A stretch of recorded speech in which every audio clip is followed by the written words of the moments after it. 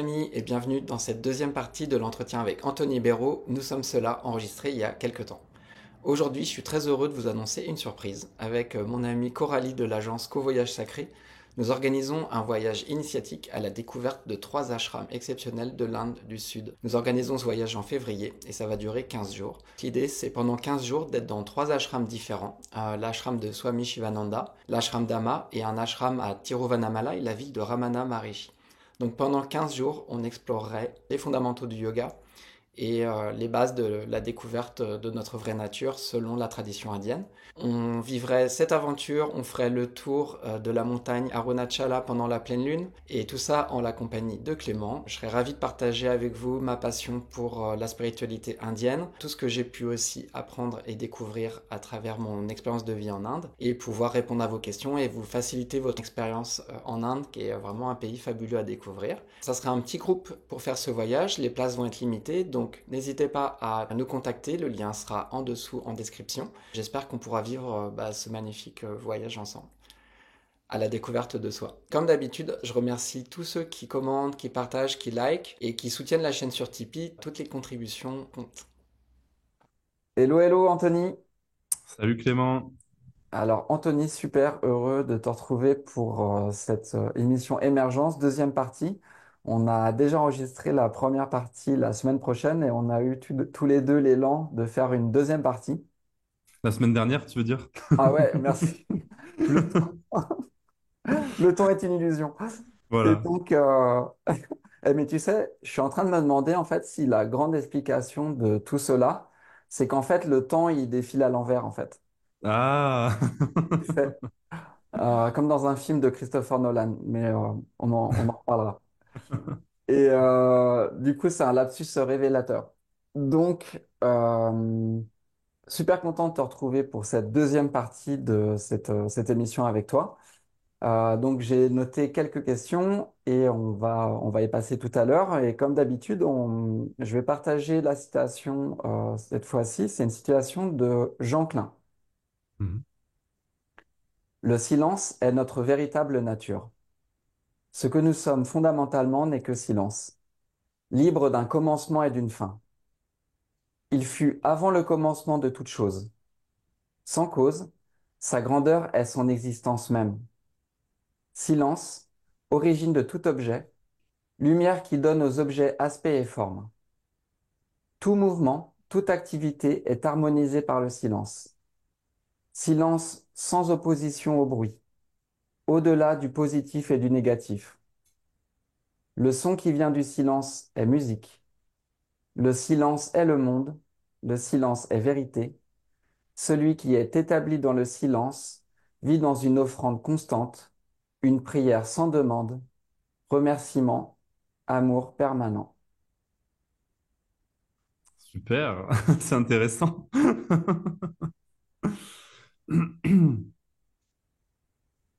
Tu sais, la dernière fois, il y avait eu des moments où j'avais presque des élans de rester en silence Ouais, après, tu sais, peut-être après une réponse que tu pouvais faire. Et je me disais que si ça arrivait aujourd'hui, on pouvait se l'autoriser, tu vois. ouais, bien sûr. Hein. Et puis on verra ce que ça donne. Hmm. Après, c'est toi qui gères le tempo. Ok, Et très bien. en parlant de tempo, on commence aussi cette émission avec notre traditionnelle minute de recentrage. Donc, je vais faire sonner une petite cloche, un gong de méditation et qui sonnera au début et à la fin de cette minute. Mon invitation, c'est de revenir, de fermer les yeux et de se concentrer par exemple sur le souffle ou sur l'énergie dans notre corps et de ressentir le goût de cette présence. Quelle serait ton invitation, Anthony?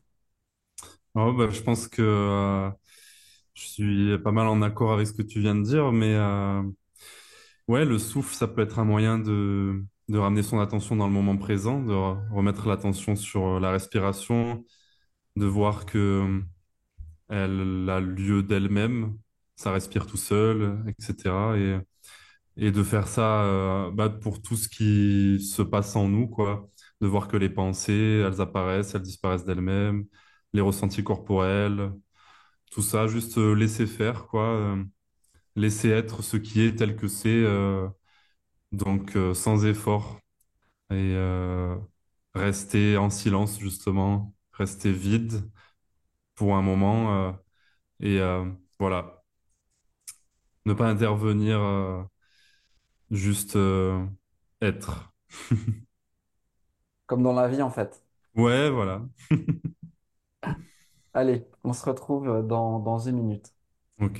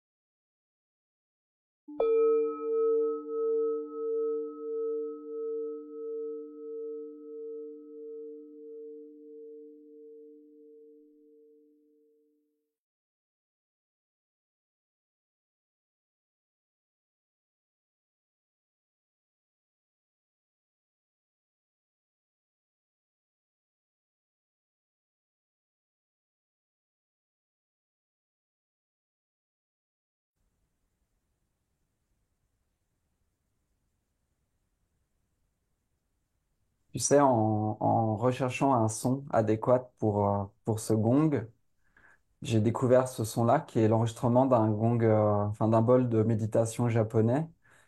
Et je réalisais que le son du gong et le son du bol, c'est la parfaite transition entre l'état de son et l'état de silence. Tu sais, il y a cette espèce de transition Hmm. complètement douce.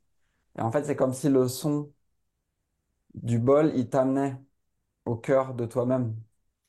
Ouais, je vois. Ouais, c'est ça. Puis en plus, moi, ça me fait penser à la vibration, quoi, comme la vibration première de la création, quoi. Du silence est né, ouais, la vibration première. Ou ça me fait penser au home aussi. Ouais.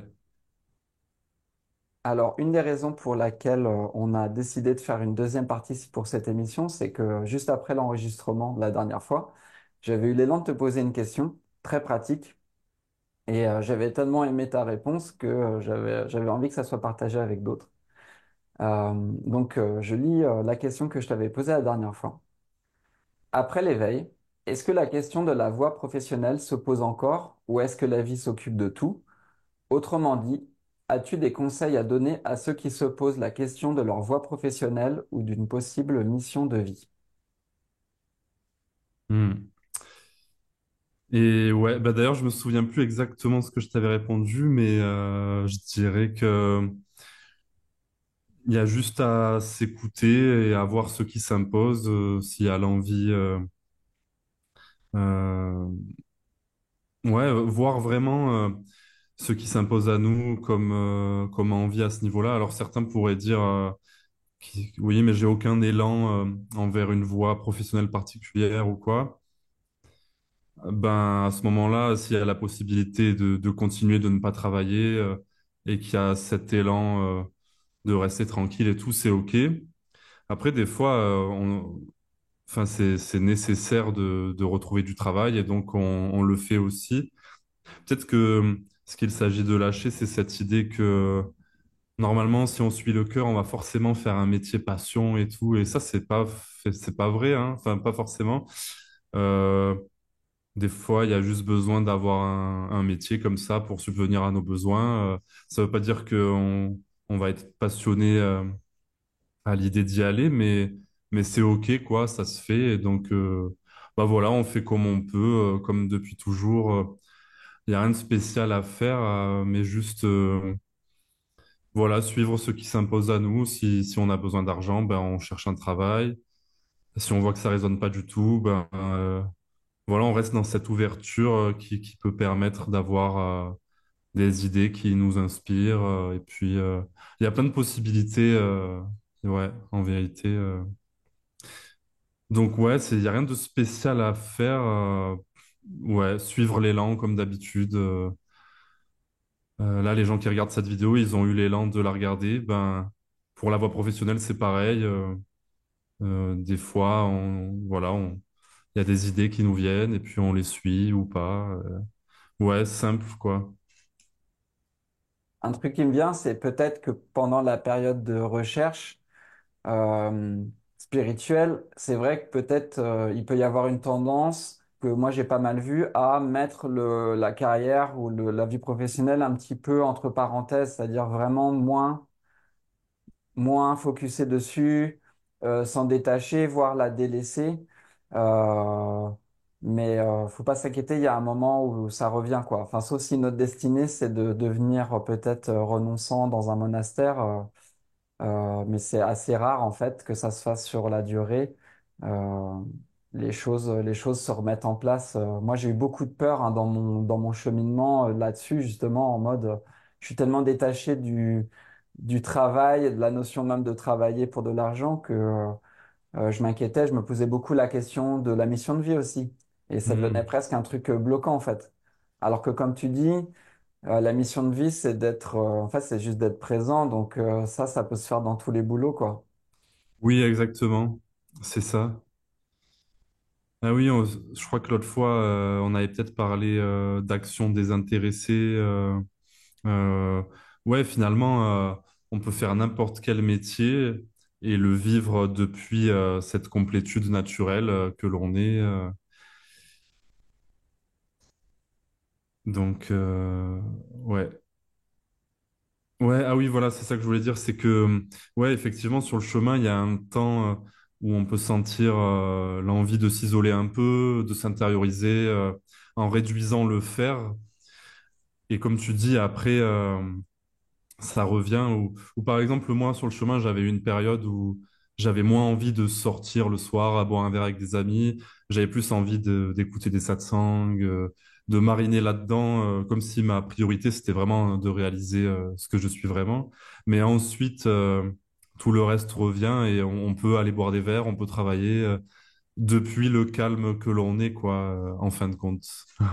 Il y a un temps pour tout, quoi.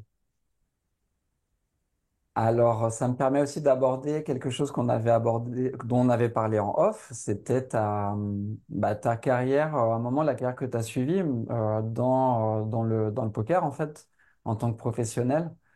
Est-ce que tu peux parler un peu de ça? Qu'est-ce qui t'a amené à faire ça et comment ça s'est passé? Hmm. Eh ben, le poker, en fait, je m'y suis intéressé il y a pas mal d'années, en 2013, parce que je me suis dit, si c'est vraiment possible de gagner de l'argent avec un jeu, je trouve ça assez incroyable. Si c'est possible, je vais essayer de le faire, quoi, parce que franchement, je connais aucun jeu avec lequel on peut vraiment gagner de l'argent. On sait que les jeux de casino, bah, le casino est toujours gagnant, etc. Donc là, je me suis dit, tiens, celui-ci, peut-être que c'est différent. Et donc, j'ai commencé à me renseigner et à voir que, ouais, apparemment, on peut gagner des sous avec ça. Et je me suis passionné pour le jeu, mais la priorité, c'était pas l'argent, c'était vraiment que j'étais passionné par ce jeu, quoi. J'adorais jouer. J'étais même rentré dans un club, une association pour pouvoir jouer sans forcément dépenser beaucoup d'argent et tout. Et donc, vraiment, c'était une grande passion. Et jusqu'à réussir à en vivre plusieurs années après, à force d'avoir travaillé, quoi, voilà, d'avoir appris comment gagner, etc. Et je trouvais ça fascinant de pouvoir vivre d'un jeu de cartes, quoi. Je me disais, c'est incroyable. Euh, et donc, c'est ce qui s'est passé, quoi. Et justement, ouais, tout à l'heure, on parlait de réduire le faire sur le chemin et de s'en foutre un peu de la carrière.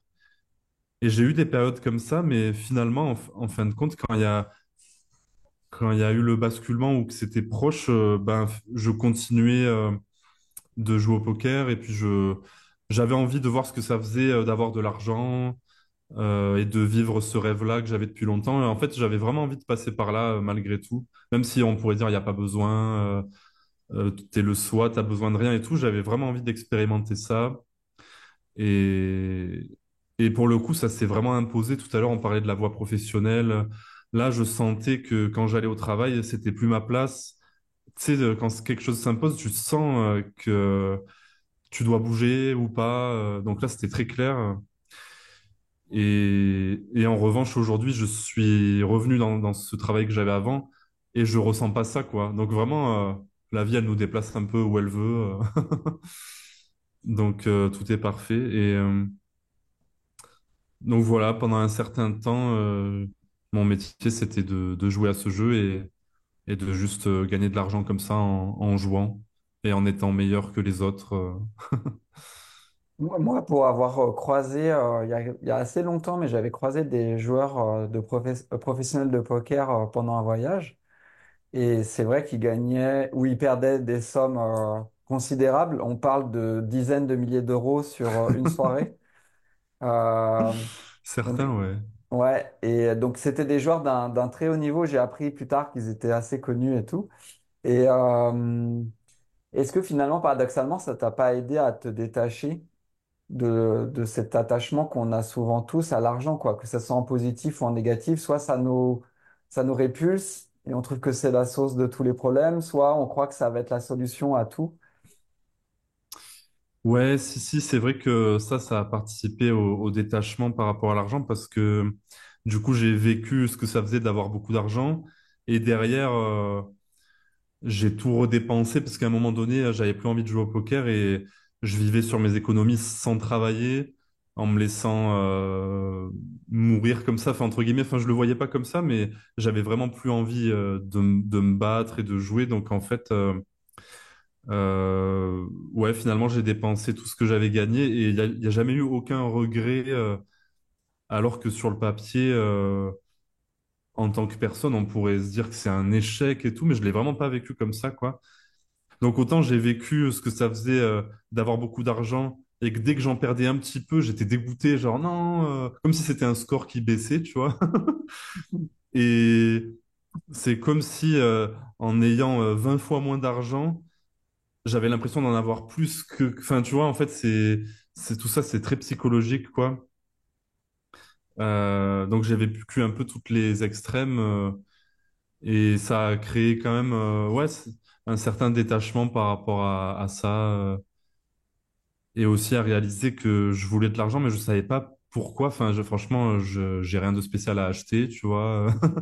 Là, aujourd'hui, je me considère pas dans le besoin. Enfin, en fait, je prenais plaisir à avoir un score qui montait, quoi.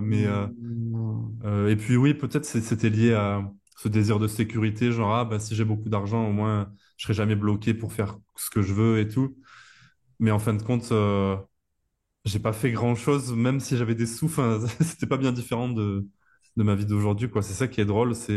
Et une fois, Pierre-Louis Guimet, il m'avait dit, mais pourquoi tu veux de l'argent? Je me disais, bah, je sais pas trop, j'aime bien. Je savais même pas, en fait, ouais. Bah, c'était peut-être juste l'élan finalement. Ouais, voilà, l'élan d'expérimenter ça. Ouais, ouais. Puis, il faut pas s'en priver, hein. S'il y a l'élan, il y a l'élan. Et puis, voilà, on expérimente ce qui s'impose.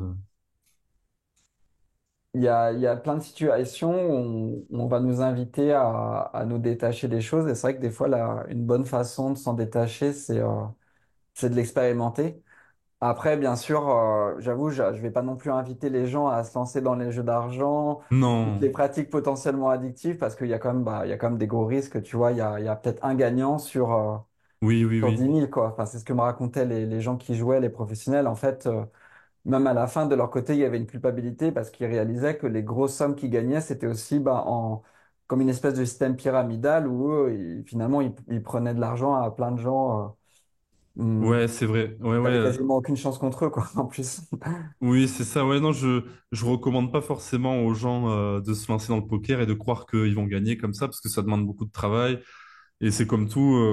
Ouais, il y a peu d'élus finalement, mais Sauf si vraiment quelqu'un ressent un élan de fou et va mettre toutes les chances de son côté pour réussir, mais c'est pas du tout de l'argent facile ou quoi. C'est comme tout, faut vraiment faire les choses bien et la plupart seront perdants quoi au final, ouais, c'est sûr. Alors, autre question, en parlant d'élu justement, quels sont tes critères pour se dire, ça y est, je suis éveillé, ou ça y est, je suis réalisé? Ah ouais, les critères. Ouais, c'est marrant comme question. Ben, pour moi, les signes qu'il y a réalisation, c'est quand par exemple, il y a plus de recherche. Moi, par exemple, j'étais un grand chercheur, donc j'étais très intense sur mon chemin, je faisais des pratiques. Donc vraiment, je cherchais à réaliser le soi, quoi. Mais quand il y a plus ça, déjà, c'est un signe. Ensuite, l'insatisfaction qu'on peut ressentir en tant que personne de vouloir être ailleurs que là où on est ici et maintenant, comme s'il y avait un moment présent qui serait meilleur qu'un autre. Enfin voilà, toutes ces comparaisons et tout. Quand il y a plus cette insatisfaction et qu'il y a la complétude naturelle, ça pour moi c'est un autre signe que ben c'est ça quoi, c'est ce que l'on est. Et quoi d'autre? Ah ben tout simplement en tant que quoi est-ce qu'on se vit donc à la base on se vit en tant que personne, on est persuadé d'être le personnage. Avant d'être sur un chemin, on remet même pas ça en question. Mais du coup, je dirais que quand il y a réalisation du soi, on se vit en tant que présence, conscience, mais pas sous forme conceptuelle, quoi. C'est vraiment, on se vit en tant que rien. C'est comme si, voilà, on se vivait en tant que quelque chose qui n'a pas de forme et qui n'est même pas une chose. Donc en fait, on se vit sans limite, quoi, sans circonférence, mais ce qui n'empêche pas d'utiliser ce corps physique et de quand même garder notre propre couleur liée à notre personnalité et tout, mais on ne se croit plus être quelqu'un ou quelque chose. Donc on se vit en tant que vastitude, mais sans même y penser ou l'imaginer, quoi. Comme on disait tout à l'heure, c'est le silence total de l'être qui n'empêche pas bah voilà, de discuter ou de dire j'ai réalisé ma vraie nature, mais ça, c'est quand même quelque chose qui sonne faux parce que c'est- il est vécu que c'est pas le personnage qui ait réalisé quelque chose, c'est plus que ce que l'on est vraiment se soit redécouvert lui-même. La conscience prend conscience d'elle-même, entre guillemets, elle retrouve ce qu'elle a toujours été, et on appelle ça la réalisation pour se faire comprendre, mais voilà. Où je dirais que il y a réalisation quand on ne se pose même plus la question de est-ce que moi j'ai réalisé ou pas? Parce que finalement, la réalisation, c'est quand il y a même, ouais, quand on dit il y a personne et tout, c'est que quand on ne peut même plus se situer en tant que chose, il y a réalisation, mais il y a personne pour le dire limite. Enfin voilà, c'est ce qui est vécu intérieurement. D'ailleurs, je connais certaines personnes qui ont réalisé leur nature et qui me disent, mais moi, j'arrive même pas à dire que j'ai réalisé puisque ça veut rien dire, etc. Et d'autres le disent pour se faire comprendre. D'ailleurs, je trouve ça pas mal parce que moi, perso, si j'ai suivi Pierre et Gérald, c'est parce qu'ils ont dit qu'ils ont réalisé leur nature. Et bah moi, ça m'a inspiré. Donc, je suis pas contre le dire, hein. C'est pour se faire comprendre. On joue le jeu de voilà d'utiliser le langage et tout. Euh, Et ouais, une phrase que je répète souvent de Mouji que je trouvais très précise. Enfin, c'est qu'un morceau de sa phrase. Il disait en l'absence d'un toi, comment pourrais-tu être perdu? Et pour moi, c'est ça, c'est s'il y a même plus le sentiment d'être toi, d'être une personne qui pourrait être réalisée ou non, qui pourrait être perdue ou retrouvée, eh ben alors la question se pose même plus et il n'y a que cela qui est déjà là en toute chose, mais qu'on voyait pas parce que on se prenait pour le personnage qui cherche ça et voilà, c'est tout le paradoxe du chemin spirituel que en fait il y a rien à trouver. mais pourtant, il y a cette recherche. Voilà. Tout à l'heure, j'étais en train de faire la cuisine avant cette émission et j'étais vraiment en train de me dire, mais c'est une vaste blague. C'est Ben oui, complètement, ouais. c'est une grosse blagounette. Mais encore une fois, bah, tiens, pour faire une sorte de métaphore, c'est comme une blague, tant que tu l'as pas compris, bah, tu peux pas te marrer en fait. Ouais, On a beau te la c'est ça. raconter 40 fois, si tu comprends pas le sens, tu rigoles pas. Mais le jour où tu comprends le sens, là, tu comprends que c'est vraiment une grosse vanne, Ah oui, c'est que ça.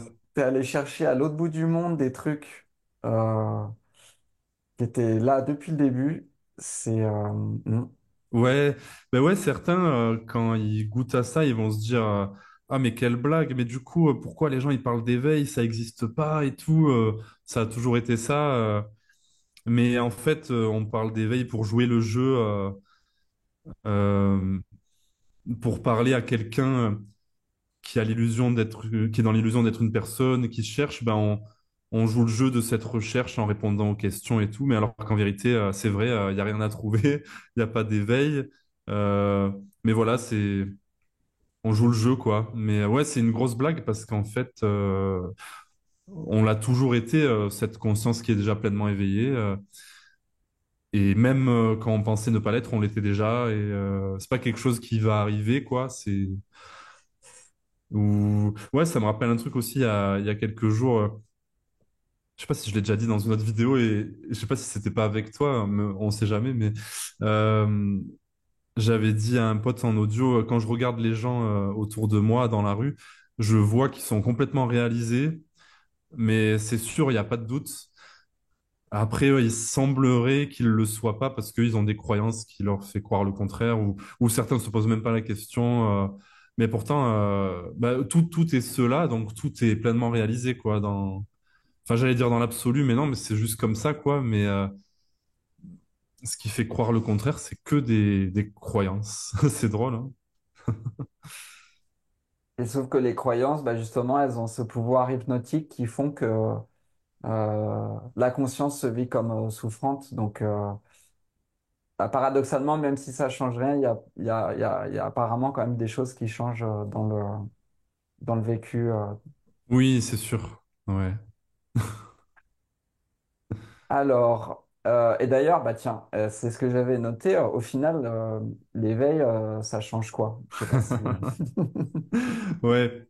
Bah, certains vont dire que ça change rien et ils vont s'arrêter là, mais moi j'aime bien donner plus de détails quand même. Donc ça change rien parce que ce que l'on est, on l'a toujours été. C'est juste qu'on était mélangé à toutes nos pensées à propos de nous-mêmes et qu'on croyait être autre chose, donc être une personne, etc. Mais ce qu'il y a derrière ça, la vie même, ben, on l'a toujours été, donc en fait, ça change rien. Il n'y a toujours eu que ça. Mais qu'est-ce que ça change? Ben, ça change que au lieu de se vivre en tant que concept imaginé, voilà, donc de s'identifier à notre corps et à notre personne et de croire n'être que ça, et donc de croire à toutes les histoires qui vont avec. Et ben au lieu de ça, on se vit en toute liberté en tant que la vie même, sans limitation, et ce qui n'empêche pas, comme je disais tout à l'heure, d'utiliser notre corps et de faire comme si... Enfin voilà, ça n'empêche pas de jouer notre rôle d'humain, mais ce que ça change, c'est qu'on se vit depuis cette complétude naturelle, pleinement consciente, pleinement présente, et ça, c'est... Ben, ça change que... il y a une sagesse qui se révèle, quoi, dans tous les aspects de notre vie, donc... ouais, il y a une sagesse naturelle qui est là, mais qui est pas liée à une morale humaine, de vouloir faire le bien ou quoi, mais c'est juste que naturellement, on est cette vie qui prend soin d'elle-même et donc, en fait, c'est comme si on devenait une meilleure personne, mais sans l'avoir désiré. C'est pas ça. Donc, je dirais qu'en fait, quand on réalise ce que l'on est, ensuite, ça améliore un peu tous les aspects de notre vie, dans le sens où les jugements qu'on avait sur soi et sur les autres se dissolvent. C'est comme ça qu'on dit. Ouais. Euh, ça pacifie tout ce qu'il y a en nous, quoi. Donc voilà, mais je dirais que ce qui me vient en premier, c'est on retrouve une grande clarté. On voit la vie telle qu'elle est. Donc voilà, il y a cet amour inconditionnel qui est là, cette liberté qui est innée, que tout le monde est, mais a l'impression d'avoir perdu. Donc voilà, une grande clarté, une grande fluidité dans la vie incarnée, parce que on ne croit plus être ce petit personnage incarné qui serait perdu dans l'immensité de l'univers et tout. Parce que ça fait peur quelque part, et puis il y a plein d'histoires et de problèmes qui vont avec cette impression. Mais non, on se vit en tant que tout. Tout est moi, tout est Dieu, et donc ça, c'est très libérateur. Ouais.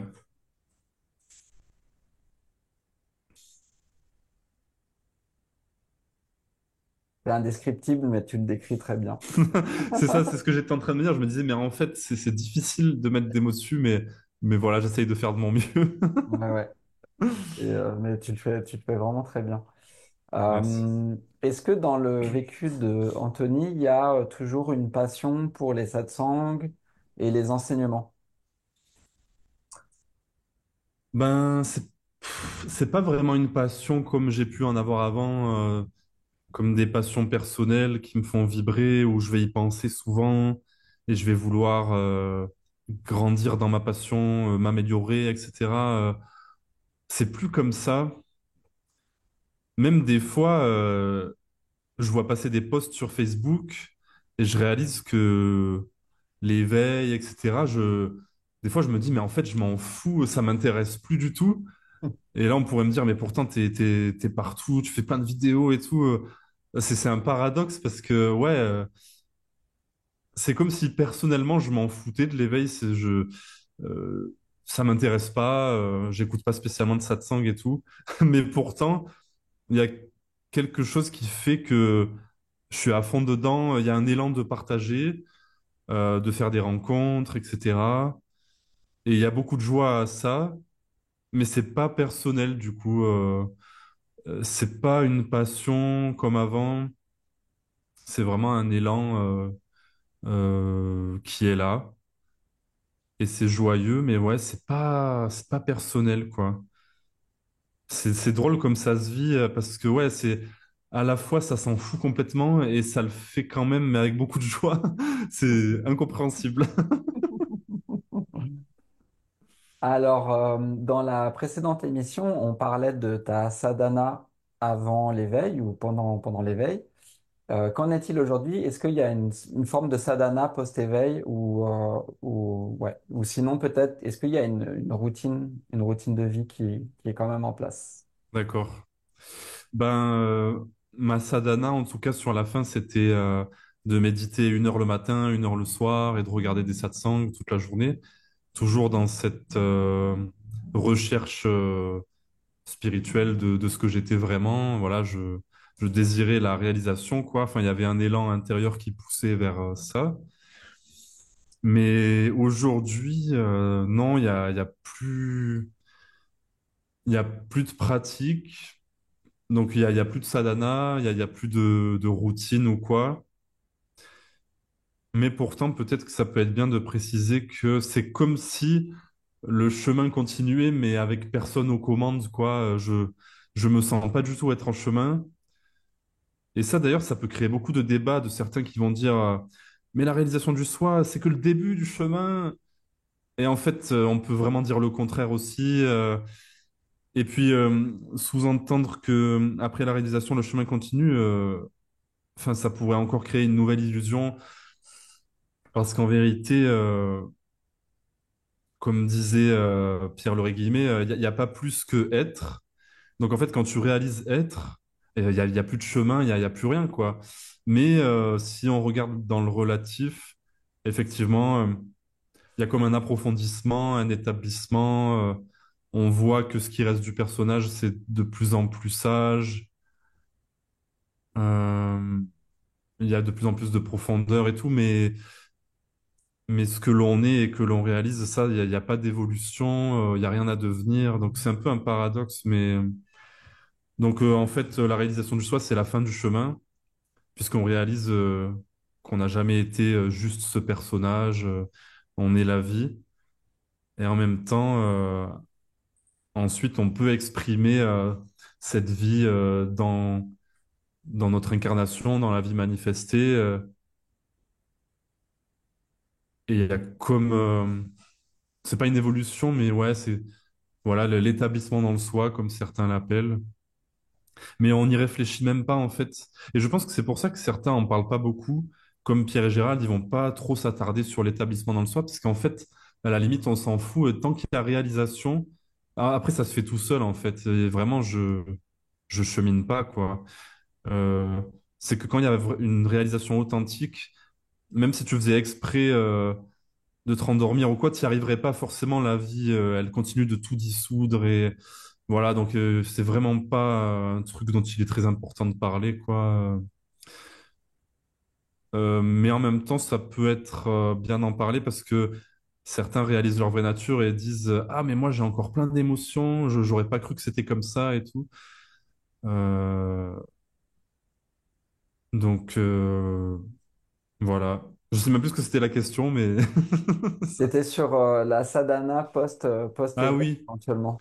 Donc il y a plus de sadhana, ou alors disons qu'il y a une sadhana impersonnelle, mais on n'y pense même pas. Et puis c'est non, en fait, il se passe rien, quoi. Voilà, c'est ça qui est vécu, c'est que non, il y a plus de sadhana. Mais on pourrait en trouver une si on focalisait sur ce qui se passe dans la personnalité, dans le corps, ouais, comme une dissolution qui continue. Mais en vérité, il y a rien de tout ça, quoi. Il y a juste être. Et ça, c'est complet. Ouais, il n'y a pas plus que l'infini, quoi, que l'éternel. Ou alors, s'il y a plus, ben, ça ferait un deuxième soi, un deuxième être. Mais non, il n'y a pas la place pour deux. Donc, en fait, il n'y a que ça, quoi. Euh... Puis, c'est pas quelque chose qu'on sait, mais voilà, ça précède le savoir. Ouais. Qu'est-ce que tu penses du concept de haute vibration et des gens qui parlent d'augmenter ses vibrations pour attirer à soi, par exemple, des meilleures expériences?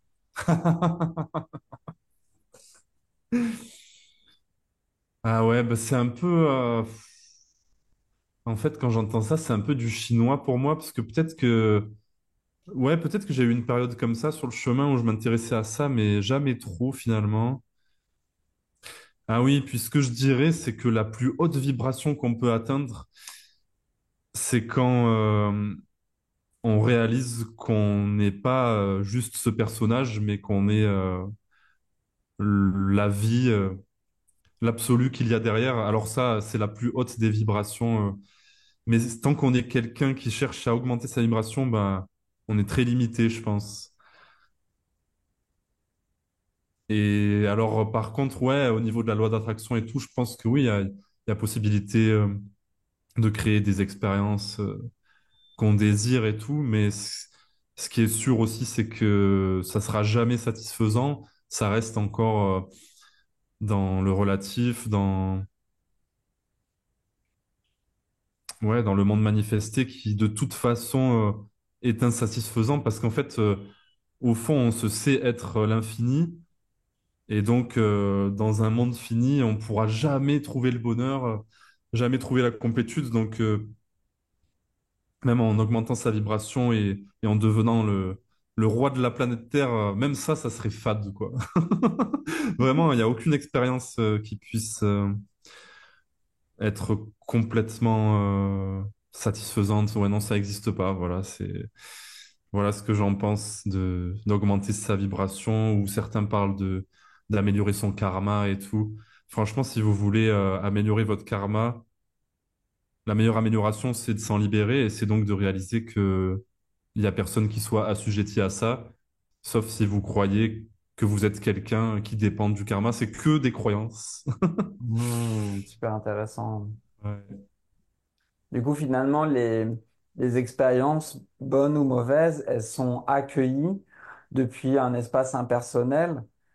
On les attrape pas en mode cette expérience arrive à Clément. On se dit juste cette expérience arrive et elle passe en fait. Et du coup, elle est moins étiquetée et surtout, on se raconte pas toutes les histoires justement en mode ah, j'ai un mauvais karma ou alors au contraire, j'ai un très bon karma qui sont deux façons de s'enfermer quoi. Ouais, exactement, c'est ça. Il y a des expériences qui se présentent spontanément, des expériences de vie. Et aussi, ça me fait penser à l'abandon ou même à la dévotion. C'est que finalement,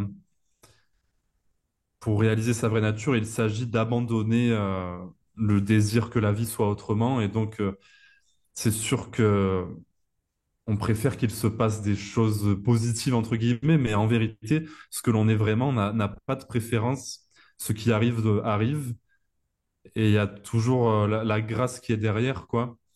Ça veut pas dire que si nous arrive un drame, on va trouver que c'est agréable ou quoi, mais c'est que ce que l'on est vraiment, cette grâce, elle n'a pas de préférence, puisqu'en fait, tout ce qui arrive, c'est uniquement pour réaliser le soi, quoi. Donc, ouais, il n'y a pas d'interprétation particulière à avoir sur ce qui se passe. On peut en avoir, mais ça reste que des interprétations, quoi. Parce que finalement, ouais, des fois, j'entends des gens dire ah, j'ai vécu ça parce que il fallait que je voie ça chez moi et tout, j'ai compris. Mais en vérité, on n'a rien compris du tout parce que l'absolu qui est derrière tout ça n'est pas compréhensible. Enfin, c'est vraiment un abandon de OK, je ne sais rien, rien n'est garanti pour moi, je peux mourir dans 5 minutes, mais par contre, je réalise que je suis cet absolu qui est pleinement libre, qui est tout ce qui est Dieu, et alors, ben, tout peut arriver, et ce que je suis est intouché par ça, quoi. Et après, ça n'empêche pas quand même d'orienter sa vie vers des choses qui nous tiennent à cœur, des trucs cool. Et tout ça, c'est du bonus. Il y a pas à se priver de quoi que ce soit, mais c'est juste que ça nous apportera pas le bonheur, ça c'est sûr. Mais ouais. À partir du moment, de toute façon, il y a le personnage qui intervient pour orienter d'une certaine façon. Euh, quelque part, euh, il y a un peu absence de cette complétude. Encore une fois, ça ne veut pas dire qu'il ne faut pas le faire. Parce que des fois, on a besoin de se diriger ou d'avoir l'impression qu'on se dirige vers un truc parce que, il faut qu'on l'explore au niveau justement du personnage. Mais c'est vrai que c'est comme si à un moment, il y avait une compréhension que tout était important en fait et qu'il n'y a pas à choisir entre des trucs et que limite le petit ordinateur, le micro-ordinateur qu'on a dans le cerveau, il est tellement rien par rapport à l'ordinateur quantique suprême et qu'en fait, quelque part, si tu veux vraiment du coup calculer la meilleure vie possible, bah, tu laisses ça au super-ordinateur, quoi. Oui, oui, oui, c'est ça. Ouais. Oui, oui, non, après, je trouve ça important d'expérimenter ce qui s'impose à nous. Moi-même, sur mon chemin, même si j'avais des désirs qu'on pourrait qualifier d'égotiques, j'allais visiter ça. En fait, vu que tout est un, enfin vraiment, on peut s'amuser à tout expérimenter, mais c'est ça, en fait, on se rend compte que on ne sait pas ce qui est bon pour nous, mais en revanche, ce qui est bon pour nous, c'est ce qui se passe spontanément tel que ça se passe. Tout ce qui s'est passé dans notre vie et dans celle d'avant, ça a toujours été très bon pour nous. C'est exactement ce qu'il fallait qu'il se passe, dans le seul but de réaliser notre vraie nature, si je peux le dire comme ça. Donc, en fait, c'est ça, c'est que la vie, elle est déjà parfaite telle qu'elle est. Bon, après, ça veut pas dire que... Parce qu'en fait, ça, quand c'est interprété par le mental, il y a des gens qui vont rester dans des situations qui leur conviennent pas et tout. Et c'est pas de ça qu'il s'agit. Non, on fait ce qu'on veut. S'il y a quelque chose qui nous convient pas, on le change. Mais tout ce dont on parle, c'est intérieur, quoi. C'est un grand oui à tout ce qui se passe. Euh, Mais ça ne veut pas dire qu'il s'agit de souffrir comme un martyr, à rester dans des situations qui nous conviennent pas. Non, c'est plus intérieur, ouais, si je peux dire. Euh, Quand on réalise le soi, n'y a-t-il pas un risque de se prendre pour Dieu ou pour un sauveur? Ah! Ben, je crois que ça arrive à certains. Ben oui, c'est sûr même, mais est-ce qu'on peut parler de réalisation du soi? Je pense que certains ont une ouverture, comme s'ils commençaient à goûter à la réalisation du soi, et peut-être qu'à ce moment-là, ils s'arrêtent et l'ego se saisit de cet éveil et dit c'est bon, j'ai trouvé, je vais vous enseigner. Euh, voilà, je suis un sauveur, je suis la réincarnation du Bouddha. Et puis, ça crée une super histoire, vraiment agréable pour l'ego et tout. On devient un super-héros. Et ça arrive très souvent, je pense, que de toute façon, ouais, dans toutes les traditions, il y a comme des faux sages qui étaient dans cette posture-là. C'est assez fréquent même, il me semble. Mais quand il y a une vraie réalisation authentique et qu'il y a eu ce total abandon et tout, pour moi, c'est pas possible que ça puisse donner une dérive comme ça parce que c'est tellement rien à côté de ce que l'on est vraiment. Enfin, une fois que c'est compris que toutes les choses du monde, même les meilleures, c'est vraiment de la poussière comparé à ce que l'on est, ben, même devenir un grand maître et avoir du pouvoir et de l'argent et plein de femmes et tout, ben, même ça, c'est pas grand-chose comparé à ce que l'on est. Donc s'il y a une vraie réalisation, en général, ça court pas après ces trucs-là, quoi. Euh, donc voilà, des fois, l'ego est encore fort et se saisit de cette nouvelle identité et jusqu'à finir par tomber à un moment donné aussi, parce que tout finit par passer, quoi. Merci. Quand on réalise le soi, on réalise donc que tout est le soi, tout est conscience. Mais est-ce qu'on voit quand même, est-ce qu'on peut être témoin, par exemple, de disharmonie, d'extrême, de violence, de problèmes chez les gens qu'on croise? Tu vois, c'est ce paradoxe entre le fait qu'on voit toutes les personnes, t'en parlais tout à l'heure, toutes les personnes comme réalisées, et en même temps, on peut aussi ressentir des disharmonies profondes chez les gens qui sont en proie à la souffrance. Hmm. Ouais, complètement, c'est ça, c'est que quand on regarde les choses telles qu'elles sont, et quand on a réalisé le soi, c'est le cas, on voit que tout est le soi, tout est déjà réalisé, mais en même temps, il y a comme une compassion qui est là, une empathie, une forte intuition qui fait que on peut voir un peu ce qui fait croire aux gens qu'ils ne sont pas ça. On peut comprendre les émotions qu'ils peuvent ressentir et tout, comme en focalisant sur le relatif, quoi, sur ce qui traîne, ce qui semble traîner à l'intérieur d'eux, etc. Donc, on peut regarder à différents niveaux, quoi. Et ça me fait penser à un truc d'ailleurs, c'est que, ouais, en fait, le fait de voir tous les gens comme étant le soi, certains pourraient récupérer cette réalisation en se disant, bah alors pourquoi vous faites des satsangs? On s'en fout, tout le monde est déjà ça. Mais, euh, mais non, en fait, ça joue quand même le jeu de faire comme s'il y avait un problème alors qu'il n'y en a pas. C'est comme ça que ça se fait. Et donc, effectivement, ouais, il est vu à la fois que tout le monde est déjà réalisé et déjà le soi, mais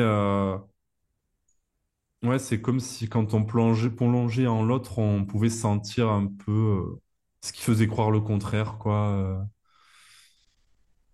Ouais, donc ouais, on voit les choses à différents niveaux, en fait, c'est ça. Ouais, et puis il peut y avoir aussi le souvenir du personnage au début de la recherche. Dans le cas de Clément, la souffrance, elle était quasi intolérable. C'est-à-dire, il y a une phrase connue dans la tradition indienne, on dit que pour réaliser le soi, il faut le vouloir, comme quelqu'un veut respirer alors qu'on lui plonge la tête sous l'eau, tu vois. Hmm. Et c'était vraiment ça, c'est-à-dire, j'en avais tellement marre de souffrir. Encore une fois, c'était pas des souffrances physiques, j'avais pas de maladie ou choses comme ça, mais je trouvais ça tellement insupportable de vivre dans le monde de la façon dont je le comprenais que j'étais prêt à tout et j'ai tout envoyé balader sans poser de questions, quoi. Hmm. Euh, donc, euh, donc même si c'est vrai que peut-être que si je rencontrais ce Clément aujourd'hui, tu vois, je crois même pas que je lui dirais que c'est une illusion, sa souffrance. Je crois que j'aurais vachement de compassion et que je l'encouragerais à suivre le chemin du yoga qu'il a suivi. Et peut-être le petit conseil que je lui donnerais, ça serait juste de focaliser un peu plus vite. Mais c'est ça qui est paradoxal. C'est-à-dire que les vérités ultimes, on les entend dès le début, mais on n'y fait pas attention.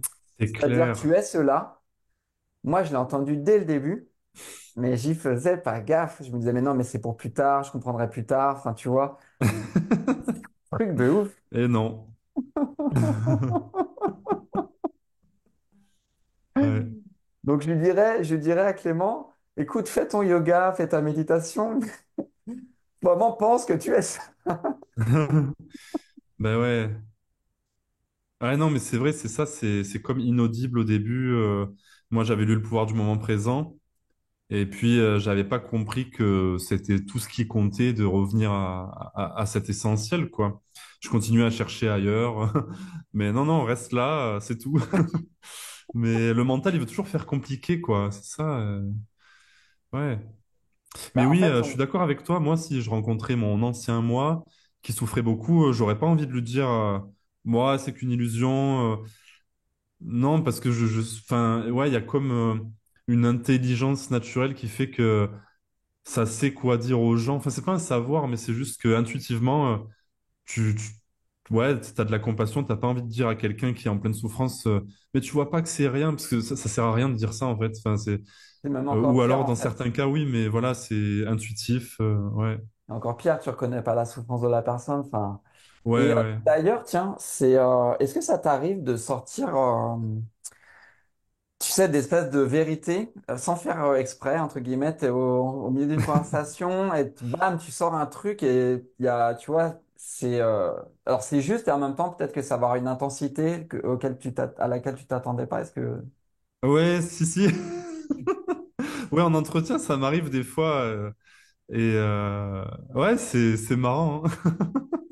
et dans la vie quotidienne, ça se régule automatiquement? Parce que je me dis, bon, Ouais, dans la vie ok, quotidienne, après, ouais, là, je pensais surtout dans mes entretiens où on parle de choses profondes et tout, mais dans le quotidien, en général, ouais, je passe assez incognito, je parle comme tout le monde, je vais pas forcément glisser des messages spirituels ou quoi. c'est ça, ouais, c'est ça. Mais, euh, mais oui, par exemple, je me souviens, il y a pas longtemps, dans un entretien, et en fait, ouais, peut-être que je pourrais expliquer comment ça se passe, mais en gros, ouais, en fait, c'est comme si ça se connectait à l'autre. En tout cas, voilà, je l'explique comme ça avec des mots, même s'il n'y a pas d'autre, il n'y a que l'un. Ça se connectait complètement à l'autre en compassion et que du coup, il y avait cette intelligence qui savait par quel chemin passer et quoi dire. Et par exemple, ouais, la dernière fois où il y a eu comme un déclic en disant un truc, c'est que j'avais en face de moi une personne qui sentait clairement le calme pendant qu'on parlait et tout. Et là, j'ai eu envie de dire, ok, très bien, mais et ce calme alors, il est à quelle distance de toi? Et là, ça a fait un truc, genre un switch. Euh, et ouais, voilà, et des fois, il y a des trucs comme ça qui sortent spontanément. Et ça part pas d'une réflexion de qu'est-ce qu'il faudrait dire dans cette situation. D'ailleurs, ça, c'est marrant parce que dans mes premiers entretiens, il y avait un peu mon mental qui se disait, mais qu'est-ce que je vais pouvoir bien lui dire à cette personne? Et après, c'est comme si ça s'était détendu dans ben, je sais pas du tout ce que je vais lui dire, mais ça va se dire, ou comme dans cette vidéo là, tu vois, c'est pareil. Et, et voilà, et puis finalement, bah, ça parle tout seul en fait, voilà, c'est ça. C'est marrant d'ailleurs. Bah, ça, moi, ça me fait penser à ce que je disais tout à l'heure, c'est-à-dire c'est comme si c'était une espèce de voie directe vers le super ordinateur quantique et cosmique, et qu'en fait, bah, du coup, c'est profondément pertinent à chaque fois. Encore une fois, la vérité ultime, on pourra jamais l'exprimer, mais c'est vraiment pertinent, quoi. Hmm. Et, euh, et je pense aussi, c'est ça qui fait que même chez des gens qui n'ont pas réalisé le soi, mais tu vois, chez des psychologues ou des gens qui sont dans le soin et qui ont vraiment une grosse ouverture de cœur, une grosse empathie et une clarté au niveau du mental, il y a des réponses intuitives qui vont être peut-être plus efficaces que ce qu'ils ont appris à l'université ou dans leur Ah formation, quoi. oui, oui, oui, exactement, ouais. Ouais, il paraît que, il y a des thérapeutes qui, par exemple,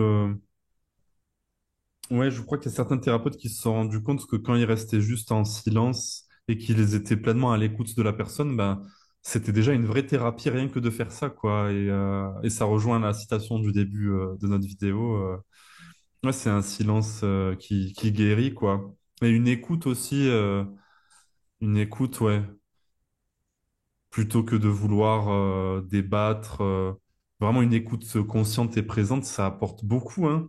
Même si on donne pas de solution, c'est comme si la solution c'était l'écoute justement. Enfin, on invite à ça aussi en fait. Ouais, c'est puissant. Alors, autre question. Tu vis dans une grande ville, Marseille. Euh, Mes amis qui habitent dans des grandes villes, je les entends souvent râler, tu vois, sur les inconvénients et les désagréments qu'il peut y avoir dans une grande ville. Est-ce que ça t'arrive, par exemple, de te sentir, je sais pas, inconfortable parce que tu es dans une grande ville ou ça intervient même pas? Hmm, non, franchement, c'est ok. Après, des fois, il y a peut-être eu des fois des petites pointes d'agacement du genre ah mais on est beaucoup trop de gens ici, on se marche dessus et tout. Où la ville c'est le bordel et tout, mais en fait c'est comme si ça me saoulait sans vraiment me saouler quoi. Genre là tu vois, je sais plus je me rappelle plus la dernière fois que j'ai senti cette pointe d'agacement. Donc c'est comme si ça existait pas vraiment, mais oui c'est vrai que ouais il y a quelques fois où je me suis dit ça doit être cool quand même de vivre dans un village et tout, mais en tout cas pour l'instant ça a l'élan de rester ici. C'est pas un problème ouais. Euh, Ouais, puis c'est pas vraiment touché par tout ça. Exemple, mes fenêtres, elles sont assez mal isolées. Des fois, j'entends des gros bruits de voitures, de klaxons et tout. Et ça fait comme des mini points d'agacement, ou des fois, ça fait rien. Et vraiment, non, en fait, c'est OK, ouais, comme tout. Il n'y a pas de résistance envers ça, quoi. Et si tu vois, par exemple, des incivilités ou des gens qui se comportent soi-disant pas bien, euh, pareil, il y a une acceptation, il y a une espèce de tolérance par rapport à ça. Hmm, oui, oui, c'est sûr. Après, je pense par exemple sur la route, quand on me grille la priorité et tout. Ça, pareil, il peut y avoir des pointes d'agacement et d'énervement, mais ouais, ça passe vite, quoi. Non, ouais, c'est pas quelque chose qui s'installe en moi, contrairement à avant. Mais d'ailleurs, moi, je crois qu'à un moment, j'ai cru que quand on réalisait le soi, on s'énervait plus du tout sur la route. Genre, grille-moi la priorité, je m'en fous. C'est ok, je suis le soi. Mais en fait, c'est pas ça, hein.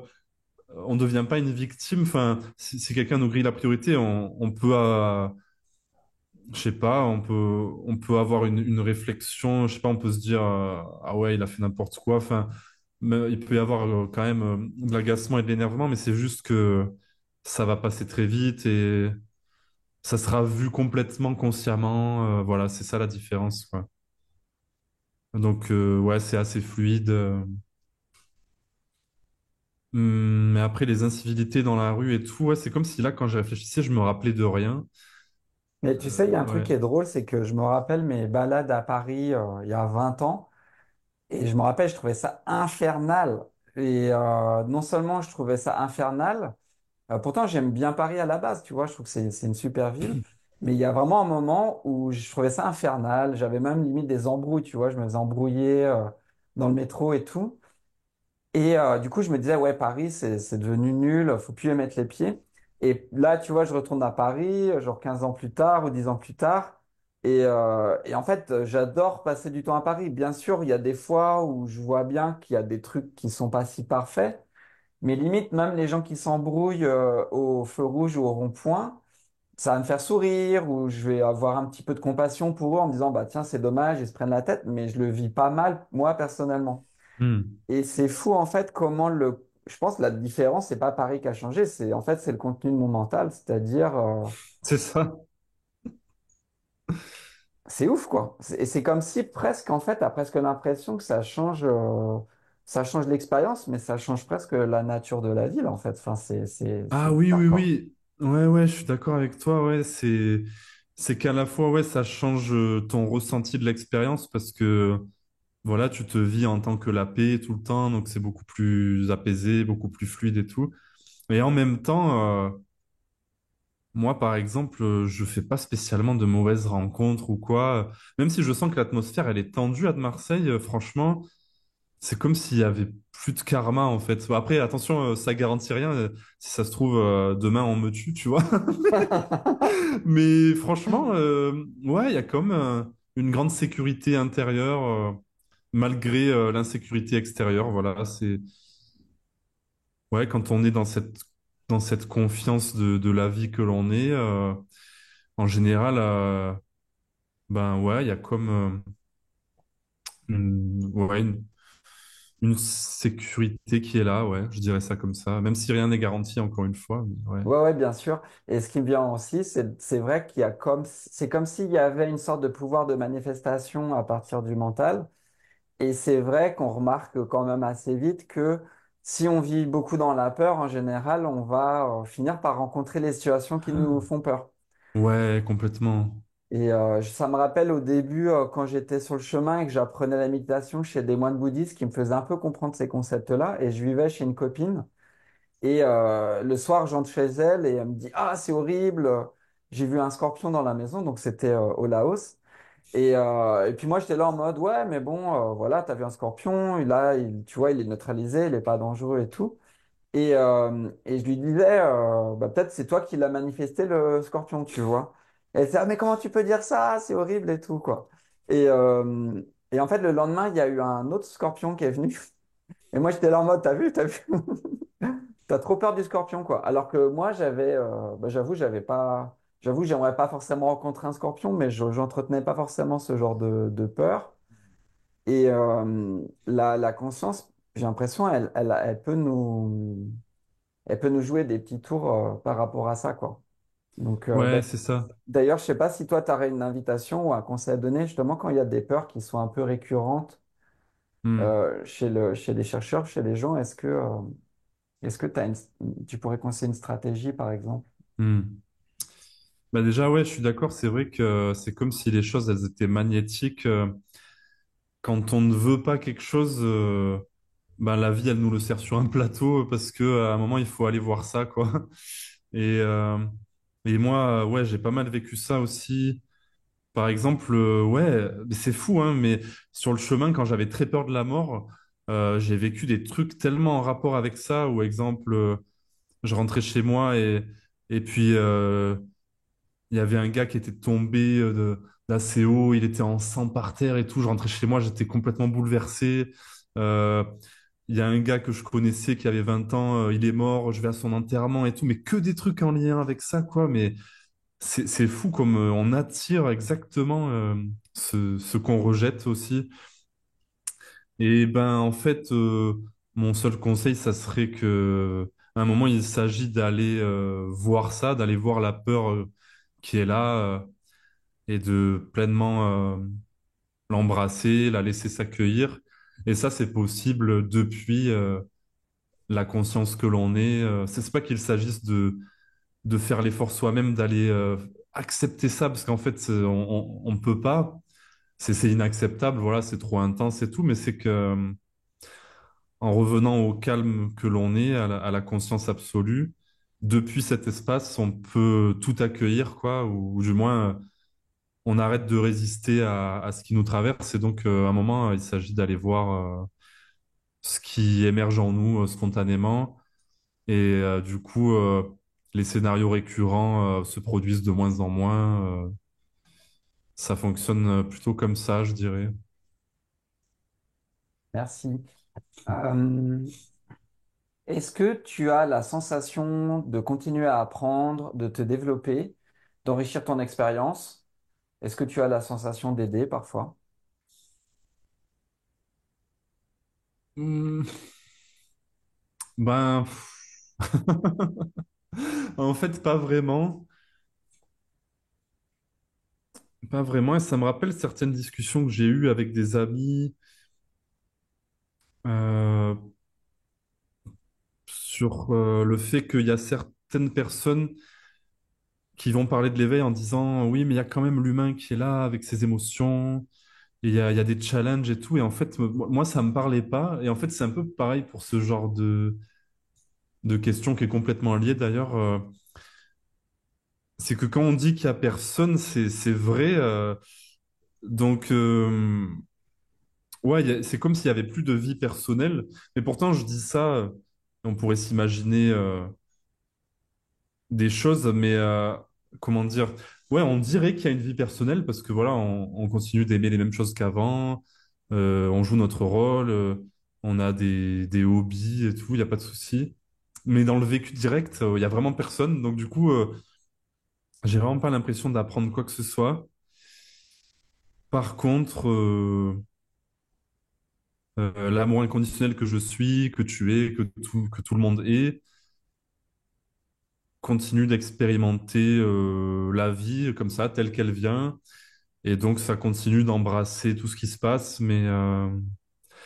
mais sans avoir le sentiment d'être quelqu'un qui ferait ça, quoi. Ça se fait.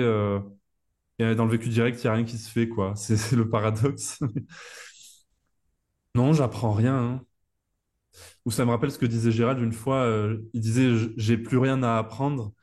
Et vu que ça peut paraître prétentieux, il avait dit aux gens, mais vous aussi, hein. Et en fait, c'est ça, c'est quand tu retrouves être, tu réalises que tu n'as vraiment plus rien à apprendre du tout, quoi. Et ouais, c'est ça qui est vécu, clairement. Mais c'est pas prétentieux, au contraire, c'est que bah, ce que l'on est vraiment n'a besoin de rien, quoi. C'est tout ce qui est.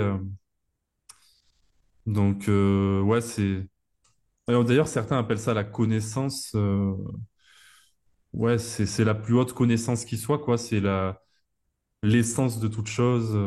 Ouais, c'est la réalité, en fait. Hmm.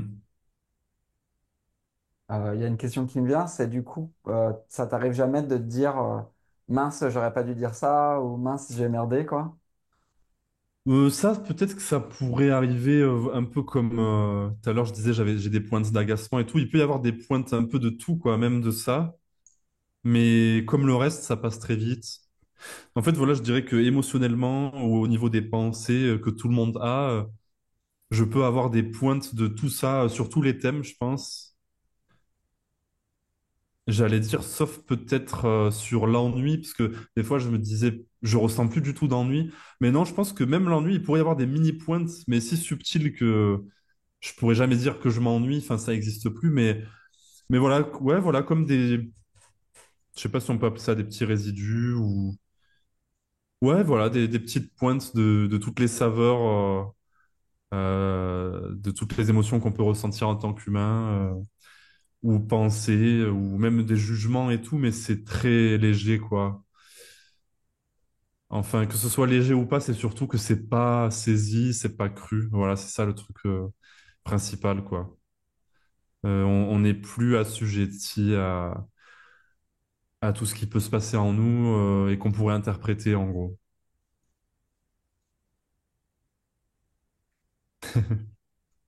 Bah là, par exemple, tu vois, il y a une pensée qui vient de passer très légère, mais ça se disait, ah oui, là, vu qu'on a pas mal parlé, c'est comme si le moteur était lancé, j'avais plus d'inspiration et tout qu'au début de la vidéo. Mais ouais, en fait, tu vois, comme tout le monde, hein, mais c'est juste que ouais, c'est très léger, ça, c'est pas une vraie considération, quoi. C'est juste blablabla. Le mental continue sa vie. C'est comme s'il chuchotait, quoi. Hmm. Il n'y a plus de problème avec ça. Ouais. Ouais, c'est plus attrapé. Euh, Ouais, bah, ça me fait penser à un truc dans l'expérience perso. Il y avait une pensée qui était, tu vois, par exemple, imagine qu'il y a un espèce de ressenti d'éveil. Et il y a une pensée qui est venue qui disait, ouais, mais comment je suis sûr que ça va rester? Et en fait, le truc, c'est que cette pensée, elle est venue plein de fois, mais là, elle a été vue comme une pensée. Ah, bah oui, c'est ça. Parce que qu'est-ce qui pourrait rester ou pas à part une expérience, mais ce que tu vis, c'est pas une expérience, tu C'est un vois. truc de ouf. Donc même quand ça part, bah ça part pas, enfin ça peut pas partir, quoi. C'est juste être, être ne peut pas partir, quoi, tu vois. Même s'il y a des émotions qui reviennent ou des pensées, bah ça apparaît au sein de être. Impossible que ça parte. Et s'il y a l'impression que c'est parti, ben c'est une impression. Voilà, c'est tout. Après, Ouais. je sous-estime pas non plus le pouvoir d'hypnose de la Maya. Et tu sais, on parle souvent sur le chemin de tu sais, des allers-retours ou des flip-flops, tu vois, tu sais, le fait d'avoir l'impression d'être éveillé et après la passion de plus l'être. Et c'est vrai que peut-être pour des gens comme moi qui sont depuis un certain temps sur cette voie, il y a un moment où même si tu as le sentiment d'être éveillé ou installé dans dans ta reconnaissance de ta vraie nature, c'est comme s'il y avait une espèce de méfiance naturelle qui s'installait en mode ouais, on va voir si là ça va vraiment se stabiliser quoi. Hmm. Ouais. Alors, on ne parle pas beaucoup d'organisation sociale dans le monde de la non-dualité. Est-ce que tu as des fois des élans sur le sujet, sur des évolutions possibles de notre façon de vivre ensemble, que ce soit au niveau des petits collectifs, des villes, des pays, au niveau international? Moi, c'est un sujet qui m'a vachement passionné pendant des années. Est-ce qu'il y a des inspirations à ce niveau-là du côté d'Anthony? Non, pas du tout. C'est vrai que c'est comme si les histoires du monde, je m'y intéressais pas du tout. Et même avant le chemin spirituel, ouais, c'est comme si ça avait jamais eu d'intérêt pour ça. Mais pour donner quand même une réponse, bah forcément, ouais, je vais encore revenir à ça. Mais la meilleure chose que les humains puissent faire pour le vivre ensemble, c'est de réaliser ce qu'ils sont vraiment. Mais après, dans les détails, bien sûr, il y a sûrement des trucs sympas à faire. Ouais, c'est vrai que ça, je m'y intéresse pas du tout. Ouais, c'est pas quelque chose qui m'a appelé particulièrement. Ouais. Je me rappelle à une époque, moi, je me disais qu'il faudrait, tu sais, souvent dans un pays, par exemple, le vivre ensemble, souvent c'est régulé par une constitution, tu vois. Et donc, je m'intéressais aux différentes constitutions dans différents pays, comment ils équilibraient les différents pouvoirs, comment on s'assurait que personne puisse devenir un dictateur, un despote, enfin, tu vois, qu'il y a un bon équilibre démocratique. Et à un moment, je m'étais dit, mais le meilleur truc pour écrire une constitution, alors bien sûr, des fois, il y a des gens qui proposent des démarches citoyennes super intéressantes, où les citoyens écrivent eux-mêmes les constitutions. Mais je me disais, ça serait intéressant. J'avoue, maintenant, avec le recul, je me dis c'est peut-être un peu naïf, mais je me disais ce serait trop intéressant si des êtres éveillés pouvaient participer à ça, tu vois. Et en fait, maintenant, c'est comme si je comprenais pourquoi ils le font pas, en fait. Et oui, bah c'est ça, les choses elles sont déjà à leur place et puis il n'y a pas ce désir de sauver le monde ou même de l'améliorer ou de créer un paradis sur Terre parce que il est réalisé que le paradis il est déjà là quoi. Euh, Après, Anthony, il y a quand même eu il y a quand même eu, tu sais, on appelle souvent ça des grands hommes ou des grandes femmes, tu sais, des leaders ou des gens qui émergent pour faire quelque chose de soit super inspirant ou un peu héroïque. ouais, Euh, alors encore une fois, personne n'est tout noir et tout blanc, mais je sais qu'en Inde, tu vois, il y a des gens comme Gandhi ou des gens comme Mandela. Encore une fois, je connais pas les personnes dans l'intime de leur vie, mais au niveau politique, ils ont fait des choses qui ont eu un impact super large et on a l'impression que ça a fait avancer les choses. Ou Martin Luther King aux États-Unis, tout ça, tu vois. hmm, ouais, Donc tu ouais, vois, ouais, quelque part, s'il y avait pas, eux, ils avaient un peu des élans de sauveur finalement. oui, Et bah c'est nécessaire aussi comme tout le reste. Ouais, ouais, ouais. Ouais, c'est ça, ça émerge spontanément. Tous ces rôles que les humains peuvent jouer, les gentils, les méchants. et des choses comme ça qui peuvent être inspirantes. Voilà, ça se fait comme ça doit se faire. Donc, ouais. Oui, la libération, quelque part, c'est un peu parallèle à ce jeu-là, finalement, quoi. Hmm. C'est pas, ouais. Alors, la dernière question que j'ai notée sur ma petite liste, est-ce que ça t'arrive de t'ennuyer de scroller sur Internet pour te distraire? Eh ben ouais, complètement, hein, et ben oui, ça m'arrive. Et ouais, en fait, c'est ça. Il y a pas de problème avec ça. Parce que je sais qu'avant, j'aurais pu me dire. Enfin, quoique je pourrais encore me le dire, mais euh, ouais, par exemple, ça m'arrive de me dire, ouais, je perds vraiment mon temps à scroller, ça sert à rien et tout. Et quelque part, je le pense encore, mais si ça se fait, ben, c'est OK. Ouais, il y a vraiment aucune perfection à atteindre. Ou alors on pourrait dire ah mais c'est un besoin de distraction parce que le moment présent ne te convient pas, c'est ça, mais tu vois, ça serait encore une interprétation. C'est que même scroller sur les réseaux, ça fait partie du moment présent qui est complet tel qu'il est. Après, c'est vrai que ça peut être nécessaire à un moment donné de calmer ça justement pour s'intérioriser. Mais en fait, une fois que il est réalisé que tout est cela, ben du coup même scroller c'est OK. Et ouais, en fait, c'est comme tout, il peut perdurer des habitudes humaines comme ça. On n'atteint pas une perfection du personnage, que ce soit au niveau de l'alimentation ou des habitudes. Tout est possible. Donc ouais, ça peut scroller sur les réseaux sans problème, quoi. Ouais, Et par contre, tu disais tout à l'heure, finalement, que l'ennui, tu le ressens quasiment plus, quoi. ouais, c'est ça. Ouais, ouais. Ou alors, ce que je ressens plus aussi, c'est ah, mais là, je fais rien de ma vie, je scrolle sur les réseaux. Franchement, c'est pas ouf cette vie et tout. Ouais, il y a plus vraiment ce désir d'améliorer la vie. Non, il y a plus ça. Il pourrait y avoir ça, mais il y a plus ça, quoi. Bah ouais. D'ailleurs, c'est marrant, ça me rappelle un peu comme en alchimie, celui qui sait transformer le plomb en or n'a plus besoin de l'or. C'est que là, si je voulais améliorer ma vie sur bah, un peu sur tous les points, je saurais exactement quoi faire, mais il n'y a plus le moteur qui voudrait faire ça, quoi. Donc ça fout pas grand-chose. Alors qu'avant, quand je désirais ces choses et que j'étais à fond, je m'y prenais mal. Enfin, c'est drôle, hein, ouais. Quand on sait faire de l'or, on en a plus besoin. Parce qu'en fait, on peut vraiment faire tout ce qu'on veut. On peut devenir riche, on peut avoir plein de relations, on peut vraiment tout avoir. C'est possible, mais quand on réalise ce que l'on est, qui est déjà complet, il y a comme ce truc de à quoi bon courir après quelque chose, quoi.